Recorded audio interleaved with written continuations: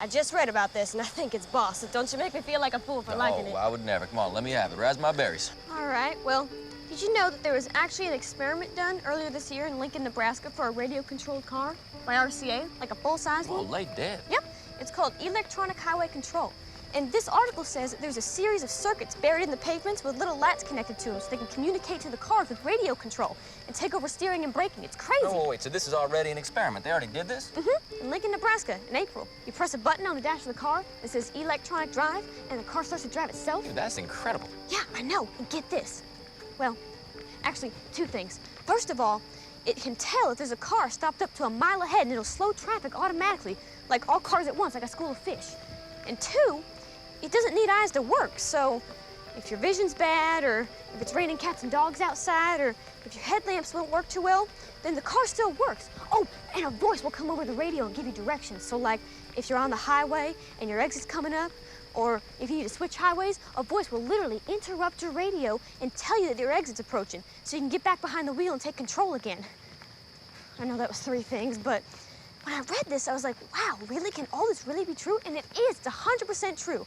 Tested in April this year, Lincoln, Nebraska. This article's in this Science Digest, so this issue. A voice comes through the radio and tells you what direction to go? Uh-huh. It's in this article. Does it say when this is going to happen?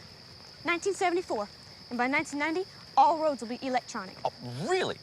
You don't believe me, do you? You're just pulling my leg. Well, no, I'm not pulling your leg. I love it. I'm interviewing you. I'm playing a part.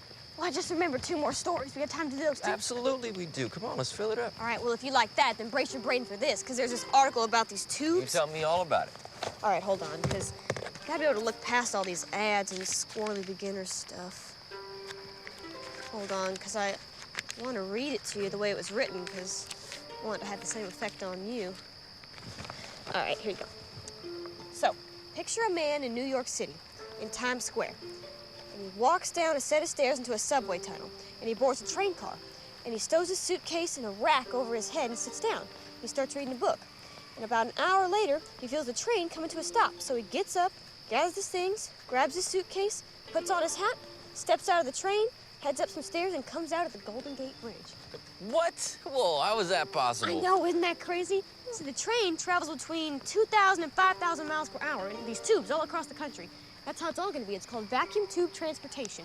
And all these tubes, they crisscross all over the world. So we're gonna sit in cars that run through the tubes like little hot dogs through a garden hose. So wait a minute. It's gonna be everywhere by the year 2000. Wait a minute. It's in this article here. Whoa, no, wait a minute. Hold on. Does this mean that the whole other thing won't happen? The radio cars and the highways? No. No, I think that'll be for shorter distances. This will replace things like trains and airplanes. Oh, is that so? Yeah, I think so. Like, even over oceans? I think. Actually, I don't know. It doesn't say. All right, looks like we got time for one more. Are you ready with your 3rd story, Miss Crocker? Yes, hold on. Actually, do I have time for 2 more or just 1? No, just 1, I'm afraid. All right, well. Come on. I'm gonna end with this one because my mom doesn't think this is ever gonna happen, and she said they just say things like this to sell magazines. What an intriguing setup, Faye. Please go on. Okay, well, in the future, every baby will be assigned a telephone number at birth, and it'll be his for life. And we'll all have palm-sized dials, like a clamshell with no receiver. Or, well, I guess we'll have little speakers and microphones instead. And on one side, you'll have the dial. And on the back will be a Lilliput screen, so like a miniature television screen. You can keep it in your pocket, so you can call your friend in Rome or New York or anywhere and see his face on your dial and have a conversation with him in color. The screens will be in color. Which magazine is that? Modern Mechanics. This article's a couple years old. But, oh, it also said that if you call your friend and he doesn't answer, then you know they're dead. What? Why would you know they're dead? Because they always have it with them so they can always answer. What? I don't believe that. What? Here, you can see a picture of like it. a space novel. I know. I think I agree with your mom. You know, she's a wise keeper. Actually, I believe the train tubes and the highways, but the tiny TV telephones, that's cuckoo. All right. Hey, it's been fun.